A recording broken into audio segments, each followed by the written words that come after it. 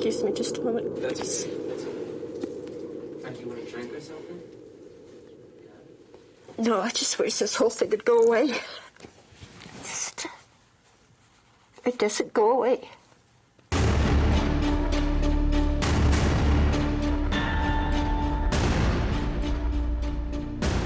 Most certainly the people who have this information, for the most part, would love to share it with their loved ones, to share it with their grandchildren, to share it with humanity in general. We're not paid a penny for anything. I'm hoping that they will someday release the information. It's information of such great consequence that it's something that should be shared by all humanity. It's not something that should be limited to a privileged few within the United States government. The only reason we're doing this is to try and get as much of the truth out as we can while some of us are still alive. Well, now, Doctor, could they be hallucinations or some other misrepresented objects? They could, but I am firmly convinced that such an explanation is not valid for all of them. It might be in few cases, but there is still remaining a solid block of very reliable, good observations which cannot be explained by such means. I think we are entitled to know what's happening in this world. We live in it. It's our world. Headline edition, July 8, 1947. It's getting to be a long-lost story. It's not going to be too long before there's not going to be anybody left that was alive in 1947. The Army Air Forces has announced that a flying disc has been found and is now in the possession of the Army. They just think that you're nuts if you talk about it, so... And I don't just generally talk about it, to anybody unless somebody calls and asks me to tell them what happened. It's not a source of conversation over coffee. If I didn't think the government was withholding information on the overall situation, I wouldn't be sitting here being interviewed, for one thing. It doesn't get any easier, because every time that I tell somebody about it, I feel like I'm 12 years old again. They might regularly land outside on oceans or in uninhabited parts of countries, but they might also not be ready to tell us. He said, I mean the rest of your life. We will find you. Tell us what actually happened.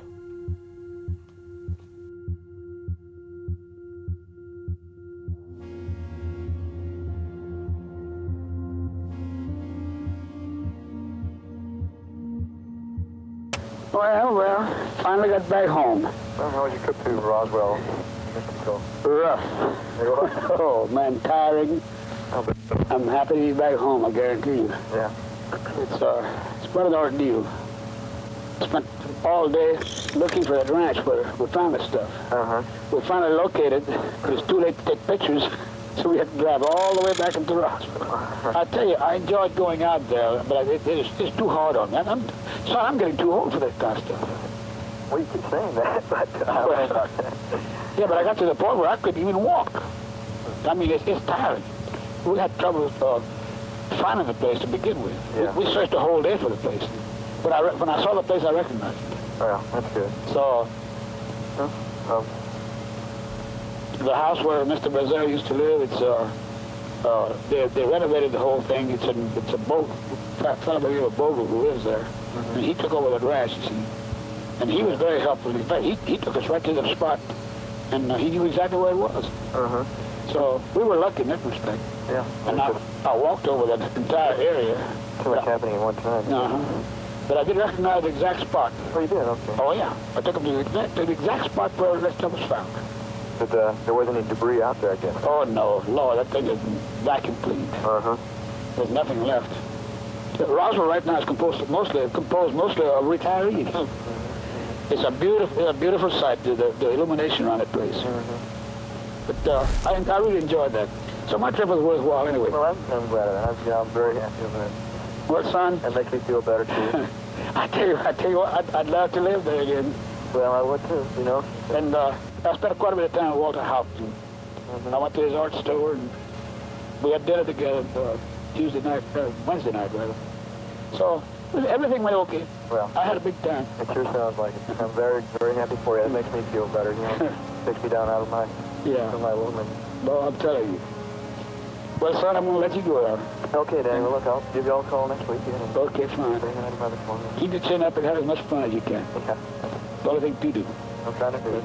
Okay, bro. Okay, bye-bye. Bye-bye.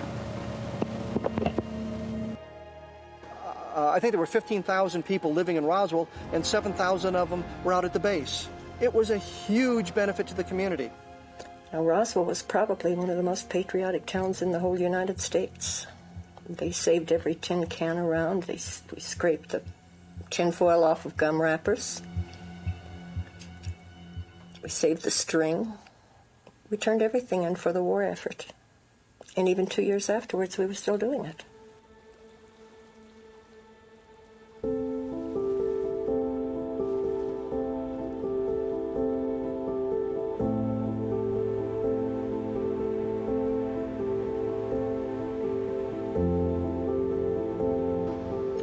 The sequence of events, as I've been able to establish them in my mind, is you've got radar sightings taking place early in July, 1st, 2nd, 3rd of July. You've got people watching this thing with great interest. I mean, here we are over the site where the atomic bomb was detonated in 1945. Atomic research still continues, the 509th Bomb Group, and rockets being launched from Alamogordo. So it's an area of high interest, especially to a space-traveling race. Friday, July 4th. The object disappears from the scopes. There's reason to suspect it's down. The next morning, we've got an archaeology team out there.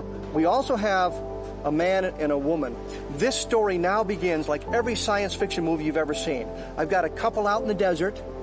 She's married, he's not. They're not supposed to be there. The thing roars overhead and slams into the ground. They look at it the night before, but they're so drunk, they don't do anything about it. The next morning, they sneak back to see what's going on. About the time the archaeology team shows up, the archaeologists send someone back to call the sheriff. Sheriff alerts the 509th Bomb Group. We've got trucks coming in on the morning of July 5th, a military cordon going up around the area here close to Roswell. And this is what's critical. Why do you put up guards on the roads right off Highway 285 just north of town if all you've got is the debris field some 75 miles northwest? You don't need to do that. If the craft impacts much closer to Roswell, then the guards make perfect sense. You want to keep people out of the area. The team picks up the bodies at that location. They're brought back to Hangar 84. The debris is brought back to this area. It's transported out on the night of July 5th. The next day, they're sitting around congratulating themselves. Aren't we bright? We got this thing contained. Nobody knows what's happened. Mac Brazel shows up at the sheriff's office with a box full of the debris. Clearly, this is something else. So when Kevin came to you, did you then come to your family after that? Not for about 2 years. Not for about 2 years. First 2 years that Kevin called me, I wouldn't talk to him. And then finally he told me, he said, we've been to a meeting and we know the firemen were out there. We know that your dad was on the crew that went out there. We think you must know something. Will you come and talk to us? So I agreed to come and talk to him, and they were staying here at the Roswell Inn then.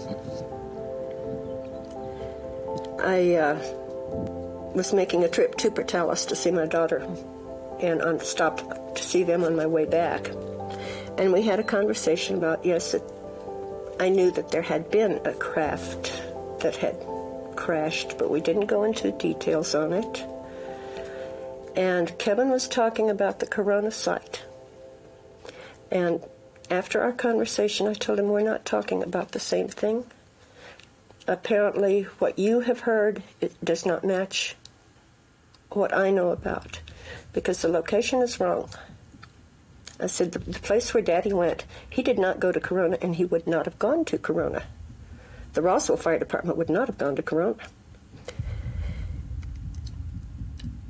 So at that point, they started looking for clues to this other crash site. When I told him where Daddy said it was. So that's how this started.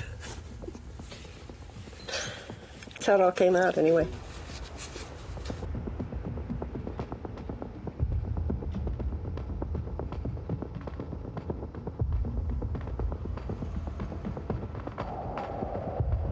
My name is Frankie Rowe, R-O-W-E.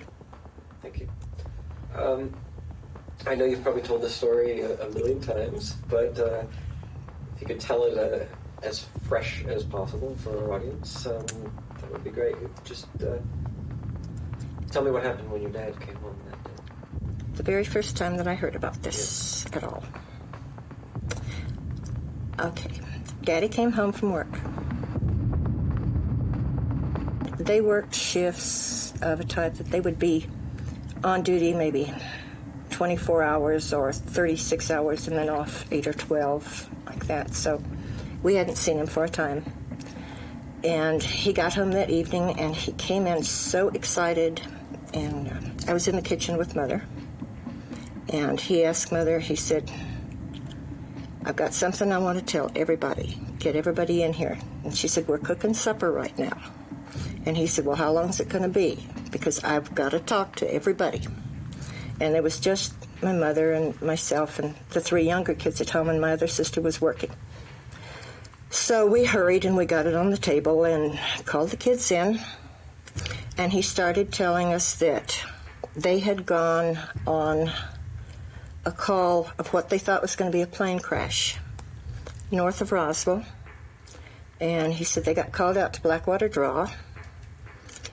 And when they got out there, what they saw was not a plane that was our plane, but he said it was a flying craft from somewhere else. Well, we didn't ask questions, but Mother asked all the questions, and we were just listening, and she started, what do you mean somewhere else? And he said, it's not an airplane. He said, it's not from this world.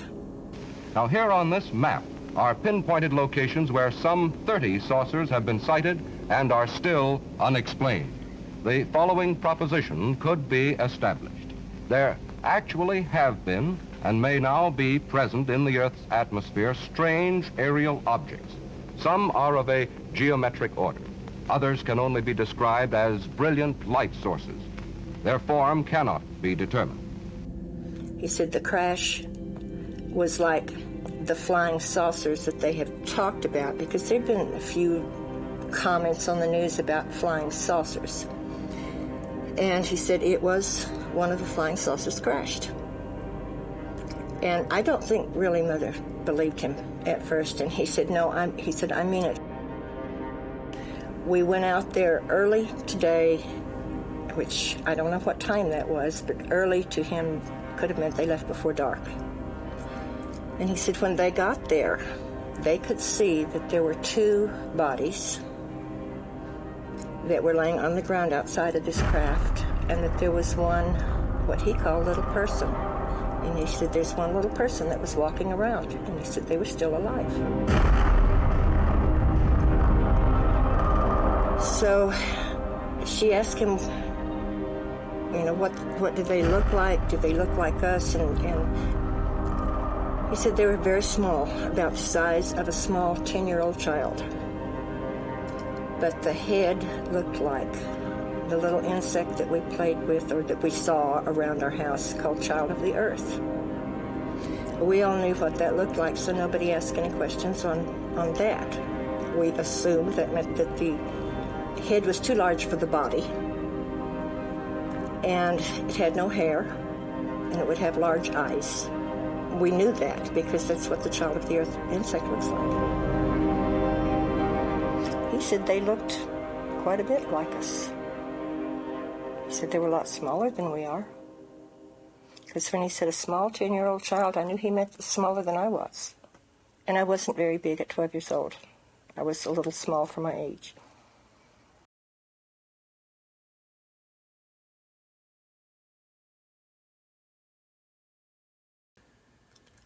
And he said that the other two were dead and that this one that was alive was very sad.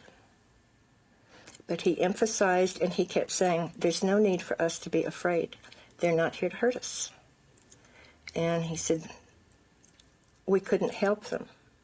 And he was more upset over the fact that they couldn't help this little person. And that's something he really felt badly, that he couldn't help this one that was alive. He said you could feel the hurt from this little person that was so saddened by the death of the others with him. And apparently they hadn't been there but just a few minutes, and he said the military came up and they made them leave. And so they went back to the fire station, and he said there had not been a grass fire, which would have been their purpose for going. And they thought there could have been if it had been a normal plane crash. I don't think Mother really wanted to believe it at first. And he talked about how could we be so smug to think that we were the only ones that God could create. If he could create this earth, he could create a lot of others too. So that was just a conversation over dinner that night. And then there wasn't too much said about it for the next couple of days. Then I was at the fire station one afternoon because I'd gotten sick. I had to see the doctor, and we only had one vehicle. So I went back to work with Daddy. He came home at noon and picked me up on his lunch. And I had gone to the doctor and was sitting in the kitchen part of the fire station, and I was eating a glass of ice chips. And a state policeman came in, and he yelled at Daddy. He said, "Hey, Dan, come over here." And he said, "Get all the guys. I want to show you guys something." The state policeman reached into his pocket, and he said, "I don't think you guys got to see anything like this the other day." And he pulled his hand out of his pocket, and it was closed up. He opened his hand over the table and dropped a piece of material that, when it hit the table, it was all wadded up when it left his hand, and when it hit the table, it spread out like it was water. And they were asking him, how'd you get by with this? And he said, well, he had helped with some of the pickup of debris, and he had managed to sneak that one piece in his pocket. He said, I don't know how long I'll get to keep this before I get caught. Because he said, everybody they catch, they're taking away whatever they've got. Last count, I had spoken to around 4 dozen people who handled various aspects of the debris. The most dramatic is the foil-like material that you could wad up in a ball and let it go and it would unfold itself. A lot of people reported that. What kind of material did we have in 1947 that had those properties? There were things like foil backed with cloth that when you wadded up, it would tend to unfold itself somewhat, but there were always the signs of creases. And some of the people were very specific. There was no sign of a crease or a fold in this thing when it was let down. After a while, they tried to burn it. Almost all of them carried the old-fashioned lighters. They tried to burn it, and they couldn't burn it. It wouldn't catch on fire, and they took out their pocket knives, and they tried to cut it, and they couldn't cut it. So they got into a discussion as to how bad a force it must have been to tear this piece of material. And they talked about, whether it came from the inside of the ship or the outside or what, and of course nobody knew where it came from. And while they were talking, I guess they all had their chance to play with it for a while, and it was laying on the table, so I reached over and picked it up. And I played for it probably about 5 minutes. And I tried everything they had done with the wadding it up. When you would wad it up in your hand, you couldn't feel it in your hand. You couldn't feel you had anything there. And it would go to a size that was so small that you'd have to look to see if it was still in your hand. And then when you drop it, it spread out all over the table. It made no noise, no sound of any kind. It was just like, it was nothing. It was like you were mashing air together. So it wasn't aluminum foil? Oh, absolutely not. No, we had scraped aluminum foil off of everything for the war effort. No, I knew aluminum foil. No, this definitely wasn't. I didn't realize the significance of it at the time. No, I just knew it was different than anything I'd ever seen before. So I forgot all about it after that.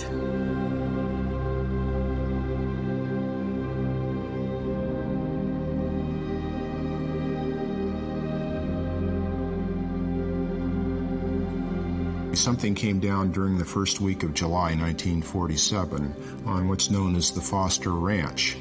A man named Mac Brazel was the foreman of that ranch, and he was out checking his sheep. He found all this strange debris. He brought it by his neighbors the next day. They suggested he go into the sheriff with it. He went into Roswell, which was a big journey. This was about 70 miles northwest of Roswell. The sheriff, George Wilcox, called the local air base, Roswell Army Airfield. 2 officers were dispatched, Jesse Marcel Sr. and Sheraton Cabot, a CIC officer. Mac Brazel shows him the debris field. Clearly it's just metallic debris. Question I posed to a number of people, why didn't they react differently? And the answer's always been, because they knew there was only one. They knew there was a single craft. They knew there was a single crash. They had it all contained. They took a calculated risk. Mac Brazel found some of the same stuff, but they knew it wasn't a craft itself. They knew it was just debris. They loaded pieces of debris into the Jeep. By the time he got back to the vicinity of the airbase, it was close to midnight. He stopped by his house to show his wife and 11-year-old son, Jesse Jr., this unusual debris. Well, Jesse Jr. now is an MD. He's a colonel in the Montana Air National Guard. He's a helicopter pilot. I understand he flew choppers in Vietnam. Very stable individual. The type of person that is seeking no notoriety, has no axe to grind on this. I think to a great extent he participates in these things to see if he can help get the truth out. I think this is what a bulk of us are doing. We're not, we have nothing to gain by doing this. My father was on the intelligence team at the Roswell Army Airfield, and it was his job to look at what they thought was a crashed aircraft or crashed something out there out of Roswell. When he came in, he was very excited. He woke my mother and myself up at must have been 1 or 2 o'clock in the morning, and he wanted us to see what he was bringing in from the field. And he said, this is parts of a flying saucer, and it was all brought in and spread out on the kitchen floor, and we just looked at it. You know, I picked up this particular I-beam and held it up to my upper left to look at it with the kitchen light reflecting on the inner surface, and that's when I saw the writing or the symbols of some sort. I thought at first, this is hieroglyphics or some kind of writing like that. It certainly looked alien to me. Hey, I won't see it down here. You'll have to hold it up. Okay, well, yeah, just tell me what to do, because I don't know how much of me you've got in the picture or anything. This was developed with the help of Jesse Marcel Jr. and Kent Jeffrey.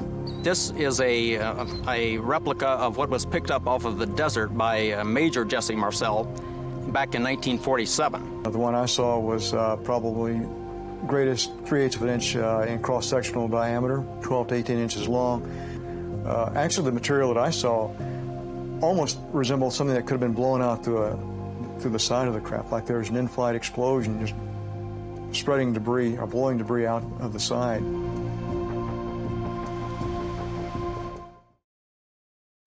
There was a debris field It's 3/4 of a mile long, 300 feet wide, according to Jesse Marcel, loaded with this metallic debris. Mac Brazel describes it, the debris being thick enough the sheep won't cross it. He's got to drive it around him. There's clearly a lot of debris.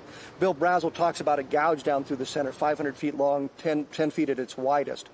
We don't pretend to understand the mechanism of the shedding of this massive amount of debris in one area and the craft impacting much closer to Roswell. It's a much smaller craft, 15 to 20 feet wide, maybe 25 feet long, more or less intact. There seems to be some sort of damage to it, and there was some debris scattered on the impact site itself.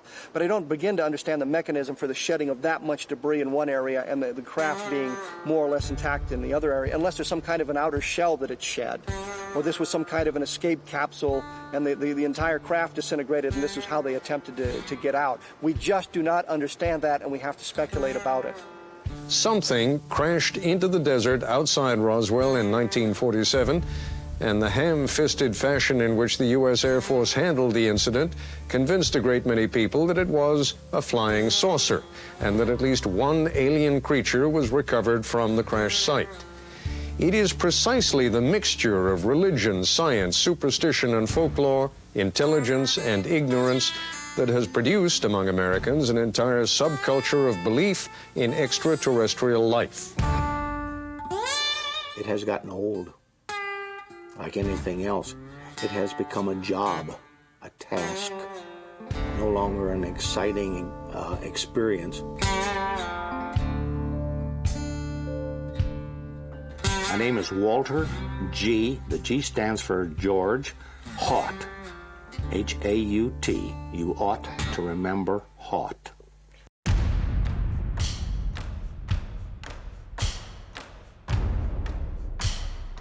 I'm not the only one. There are other people that have been involved in this that are in the same position.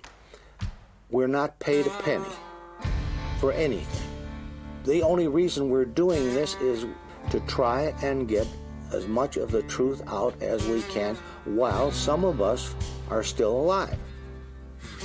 You got to look at the age group that was out at the base at that time. So many of the people that have been doing the legwork, so to speak, were in their 20s. I was one of them. At the base, I was a crew member, navigator bombardier. That was my primary duty assignment. My secondary was as public relations officer for Roswell Army Airfield and the 509th Bomb Group.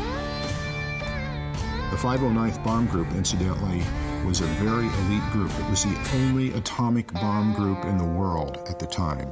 The 509th Bomb Group was originally organized during World War II. Their mission was to drop the atomic bombs on Japan.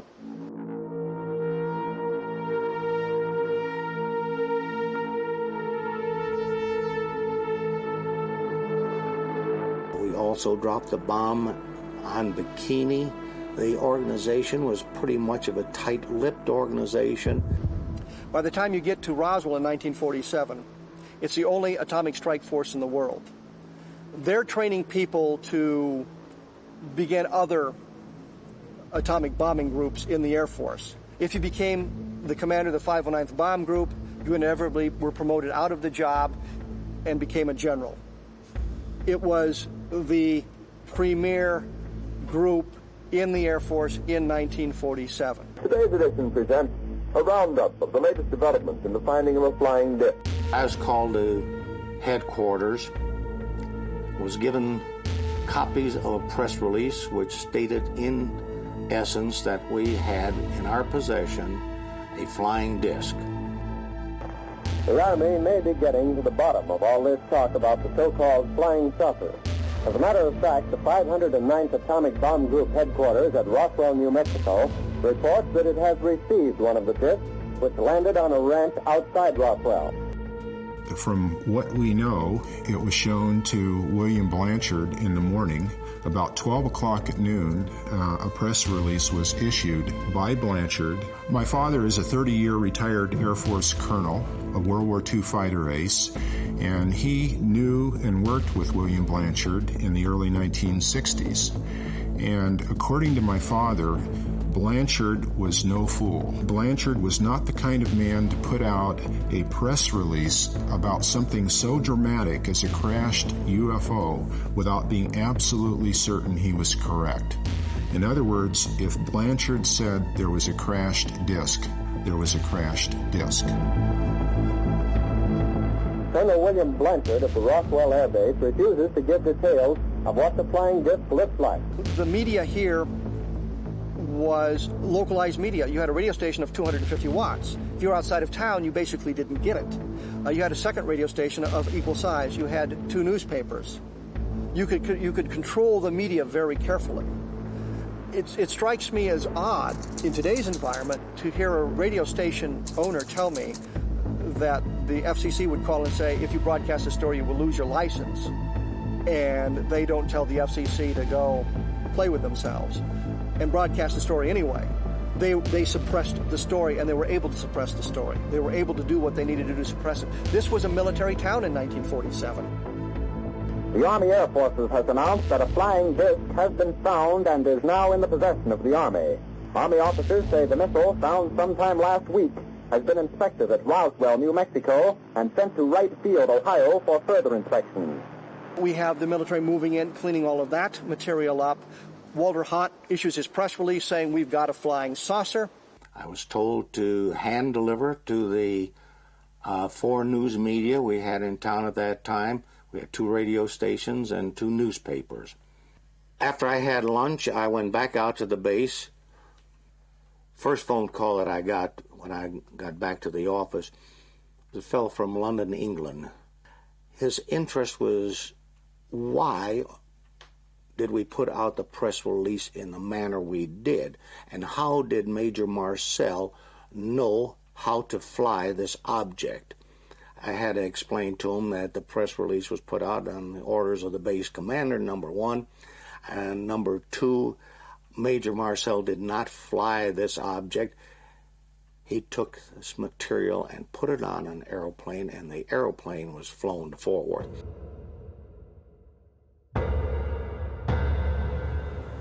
The phone rang and rang and rang and rang until I would guess somewhere around 4:30, as I got home somewhere around 5 o'clock. That was the end of it. The next morning, when I went out and picked up the newspaper, it said that headline that General Ramey emptied our saucer. The story was done.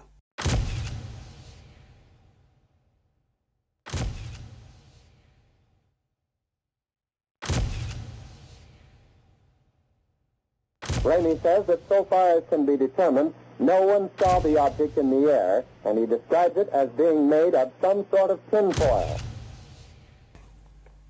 That was aluminum foil, or a foil of some kind. It is not the material, just so that the material that he brought into Ramey's office is not what he was photographed with. That was more of the cover-up.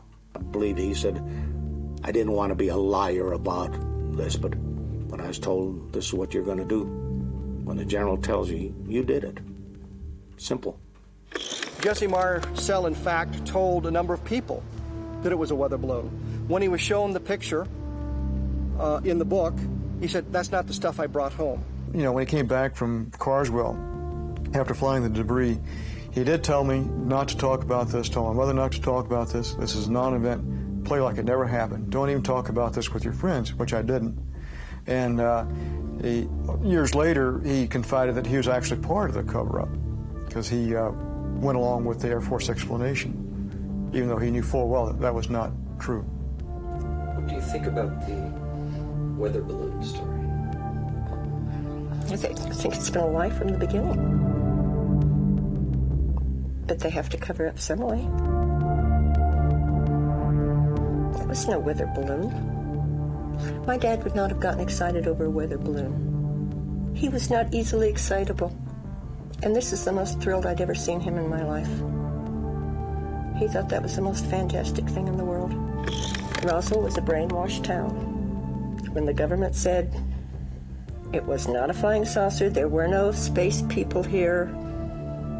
It was a weather balloon. The people in Roswell said, okay, it's a weather balloon.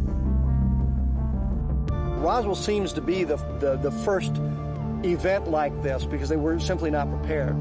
So we've got a lot of interest in this area. The lid is slowly being shut down. And it's absolutely brilliant what they did. They announced they have a flying saucer, but they've already captured it. They've already got it. There's nothing to see, so nobody goes out looking for the thing. Then they shift everything to Fort Worth. The higher headquarters says, no, those guys made a mistake. It was just a weather balloon. The press can't find Jesse Marcel because he's in Fort Worth and he's been silenced. They can't find Mac Brazel because he's held at the guest house here at the base. All the people they can find, General Ramey. General Ramey is saying it's a weather balloon. Colonel Blanchard suddenly goes on leave on Tuesday. So you can't get a hold of anybody. Blanchard's gone, Marcel's gone, the rancher's gone. All you can get are official spokesmen saying, yeah, it's a weather balloon. Press has got nowhere to go. The story dies at that point. Nothing to go on. And everybody forgets about it until Jesse Marcel says, I picked up pieces of a flying saucer. So other than those people that had any immediate access to the material and handled it or saw it, the story was over. We had made a mistake.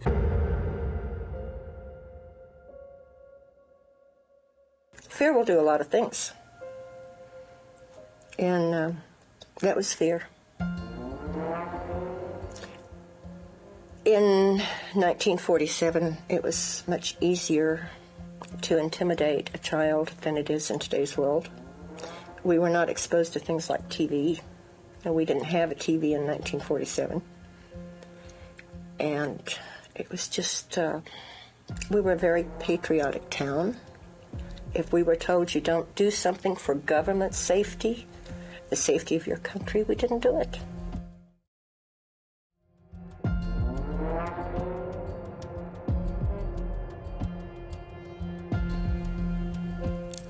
I'm not sure what the time span was, maybe 3 days, maybe 4. It could have been less, it could have been more. That I was at home and a car came driving up the driveway, and we had a pretty long driveway. It was a military car. And Mother and I walked to the door. They knocked on the door, and I answered the door, and Mother was beside me, and he told Mother who he was and that he wanted to talk to the girl that had been down at the fire station. And so she told him it was me. So he came in. And we started to sit down in the living room, and he said, no, I want you go in there in the dining room. You could see the dining room from the living room there. He told Mother to sit at the end of the table, and he told me to sit at the side. He positioned himself across the table, and he told us to sit down, and he stood. And he said, I understand you were at the fire station the other day. And I told him, yes, I was. And he started out by saying, I want you to understand that you were never there. And I didn't understand what he meant, because this was kind of not a way of talking that we were accustomed to. And I said, yes, I was there. And he said, no, you weren't. And I said, yeah, I was there. And he had mentioned at first that he wanted to see the one who had seen the piece of material that they had been handling down at the station. And I said, yes, I did handle it. And he started emphasizing, no, you didn't. Well, my mother was pretty strict, and we didn't lie. So I'm insistent that, yes, I saw it, yes, I held it. And he got mad, and the more I insisted I had seen it, he didn't just come out and say, this is not something you're going to be allowed to talk about. He was trying to get it through my head that I never saw it. And he got louder, and he had one of those looks like a small baseball bat that hooks on the side of your belt, and he took that out, and he's holding it, and he starts beating his hand. Every time he said something, he would hit that on his hand, and he would say, I want you to understand, you were never there. You did not see anything. You did not hear a conversation. And he said, if you can't understand this, there are things that we can do. He asked Mother, he said, can she keep a secret? And Mother said, yes. She said, just tell her what you want her to do. And he said, well, first of all, you've got to understand that if you ever talk about this the rest of your life, he said, there are things that we can do, and we'll do them now. We can take all of you kids.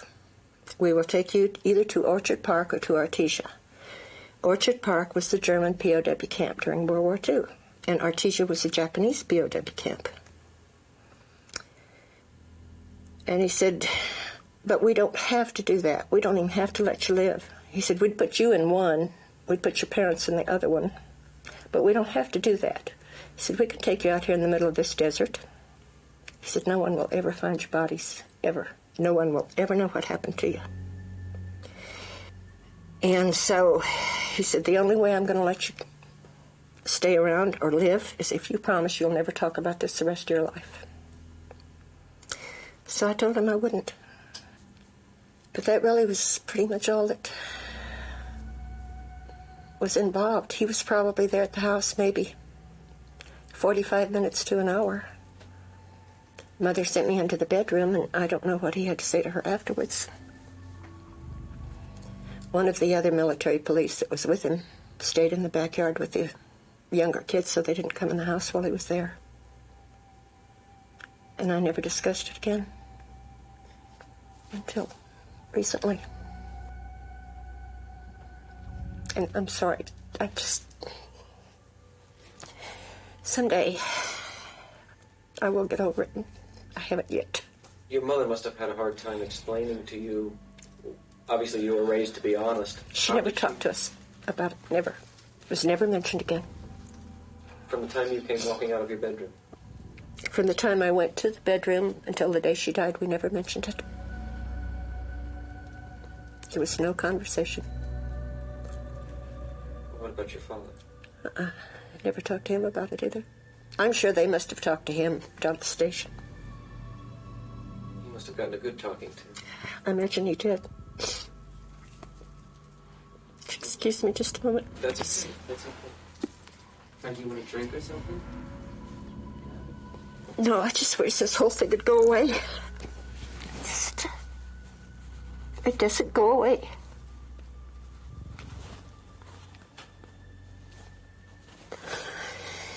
And it doesn't get any easier, because every time that I tell somebody about it, I feel like I'm 12 years old again. I can see the guy standing there with his sunglasses on, and he never took his hat off, and he never took his sunglasses off, beating his hand with that stick and threatening us. And at the time he did it, it was okay. Because we'd been through the war, we understood, and I didn't realize it was intimidation. I had no idea what it was until probably the last 5 years, actually. Because I never talked about it again. I never mentioned it to anybody. When this all came out and my kids found out about it, they were really upset with me. Why? Because I never told them about it. I have a husband who was very upset with me about it, too, because I never told him about it. What was it that made you finally talk? Kevin Randall. If we had Frankie Rowe's story stand alone, I would be bothered by it.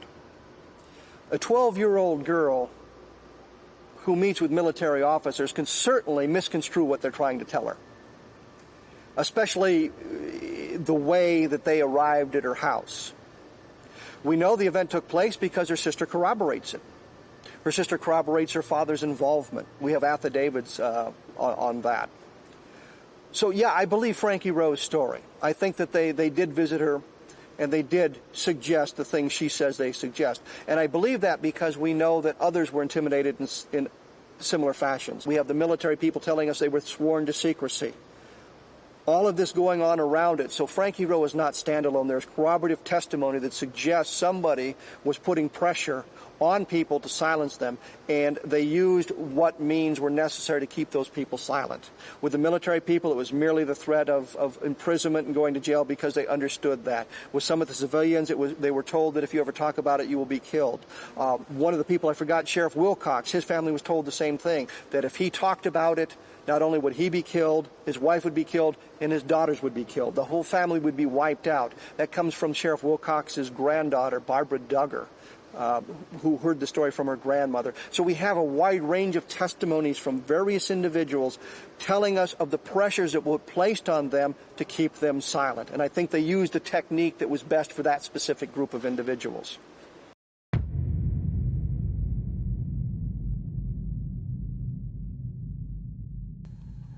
The material that was found out on the debris field was secondary to the crash of the actual object on the night of the 4th of July. I have heard secondhand that there were alien bodies. My mother had a friend. I told you she and I never talked about it again. She had a lady that would come out and visit with her occasionally, and this woman's husband was working out at the base.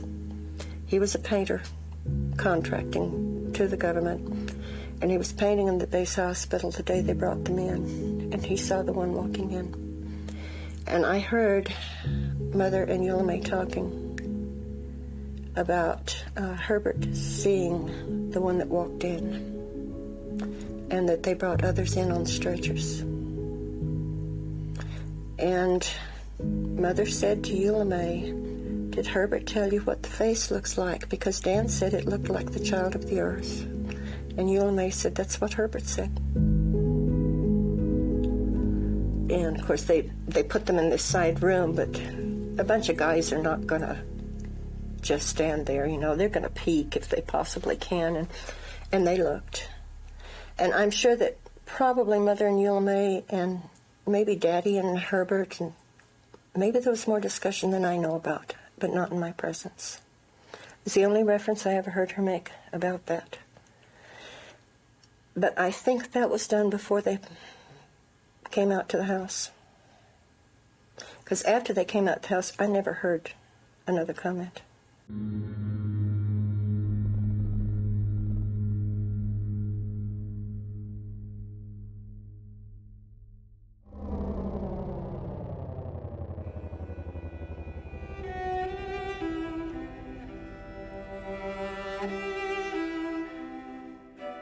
The U.S. Air Force is about to tell us what it says happened. We're going over to the Pentagon now, where Colonel John Haynes of the U.S. Air Force will tell us. Good afternoon, ladies and gentlemen. For some bizarre reason, the Air Force, which whenever you queried it about UFOs, said we have no interest in UFOs. If you feel threatened by them, contact the local law enforcement, decided they were going to reinvestigate the Roswell case. The conclusion of the first report left no doubt that what was recovered near Roswell, New Mexico in July 1947 was debris from a formerly top-secret Army Air Forces research project, codenamed MOGUL. In 1947, they told us it was a balloon with a Ray 1 target attached to it. They then looked at their documentation and said, well, we told a little white lie in 1947. Instead of just being a normal meteorological balloon, it was part of the array train for what was then classified, the classified project, Project MOGUL. MOGUL was an attempt to acoustically detect Soviet nuclear blast and ballistic missile launches. The Air Force said that explains it. It's a highly classified project. The people at Roswell wouldn't have recognized the balloon. That's why it was covered up. We didn't want the people to get back to Project MOGUL.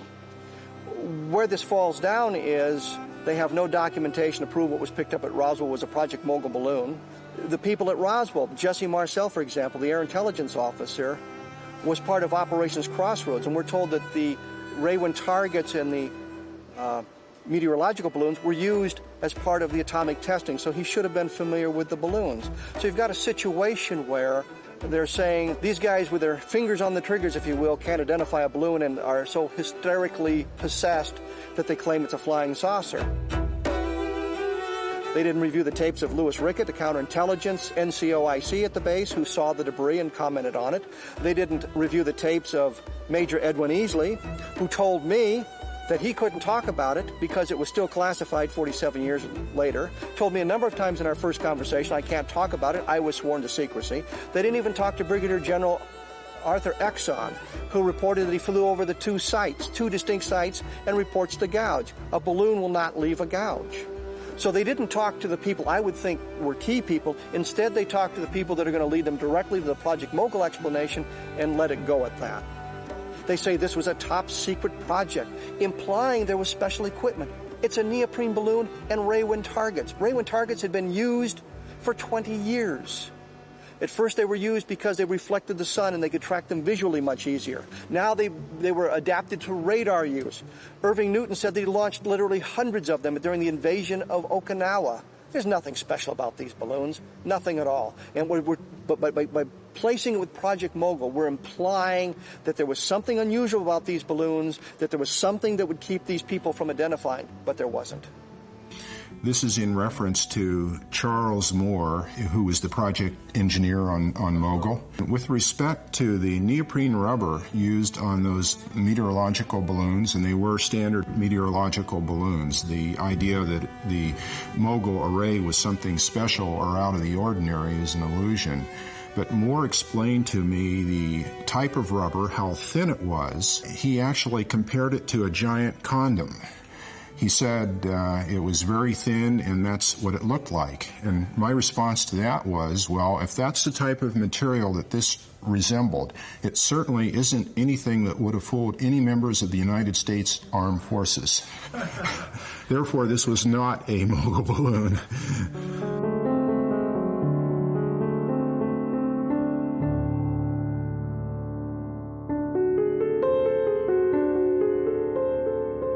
I don't know that the Air Force has ever explained what took them so long to say this is the explanation, if this is the explanation. When I sent the first request to the Secretary of Defense for a response about the Roswell incident in view of the fact that there were these accusations, essentially of a government cover-up, the response I got was a very terse letter that said in about a sentence or two from the Air Force, we referred your letter to the National Archives, and that's all it said. The National Archives then said, we don't have any information about the Roswell incident, which I was convinced the Defense Department had to know before they were sending me there. So in other words, I thought I was getting the runaround. They believe that the records, in fact, were destroyed more than 4 decades ago. So there's not an individual on the job now we can just call up and say, what happened to these records? And so the GAO has simply no further recommendations or ideas on how to go farther. The only records we're talking about being destroyed are communications from Roswell Army Airfield, 509th, only atomic bombing group in the world, out moving messages. How about the analysis of the materials? How about the autopsy reports? How about the eyewitness testimony from those who stood guard, those who carried it, those who tested at various government labs? There ought to be a ton of other paper. What happened to this? What happened to the one that was alive? I'm positive that there's information being withheld from the public domain concerning the Roswell event.